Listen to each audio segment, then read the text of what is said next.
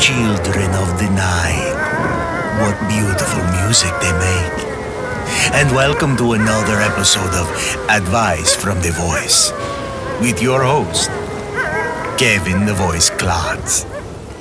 Happy Halloween!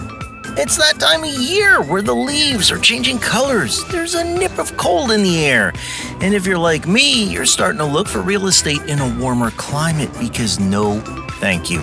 But I digress. Today's letter is from someone who is desperately trying to get out of candy duty. You know, I'm with this guy because I'd much rather collect than hand out. You know, I'm a fat kid. I'm all about the cake, the ice cream, and the candy.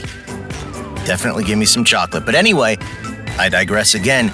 His letter reads, Dear Mr. Voice, my wife and I don't have any kids. Lucky you, buddy. I can say that because I have 3. My wife and I have been trying with no luck. Keep trying, pal, because that's the best part. So, to scratch her itch, she lives vicariously through other people's children until we can have our own. Her biological clock has been in overdrive the past 2 years. Last year, she went all out on Halloween to have as many kids around as possible. That sounds horrible. You know, I don't really have a total problem with kids, but there is a limit. I just wanted to drink and watch TV. As you should.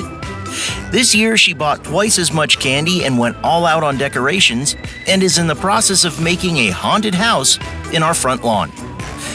Good luck to you, my man. I'm determined to get out of Halloween this year and not be bothered with any of the nonsense. I just don't know what to do. Do you have any suggestions? Signed, Halloween Harvey.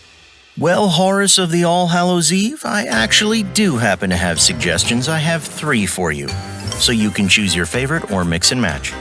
First, you can always go the route of, I'm running to the store, I'm gonna get some milk and cigarettes, and I'll be right back. You know, that's a legitimate tactic used for decades, but usually it's used when you already have kids and then you leave them all wondering what they did to drive you away. My dad may or may not have done that.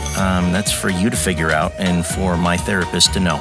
But in this case, you can fake car problems and just come back when it's all over. It's simple but effective. The second is with all the candy, you can get some X-Lax and pretend to sample some of the candy. You did say she bought a metric ton, right? So pop some of that X-Lax a little before the festivities and you should be able to tie yourself up for a good 2 hours in the bathroom. I will admit, you won't actually be enjoying yourself during these 2 hours. But at least it would be a legit reason. Nobody wants their kids getting candy from someone who's dropping a yam in their pants while telling their kids, "Your costume looks adorable." And my third suggestion is a bit more extreme.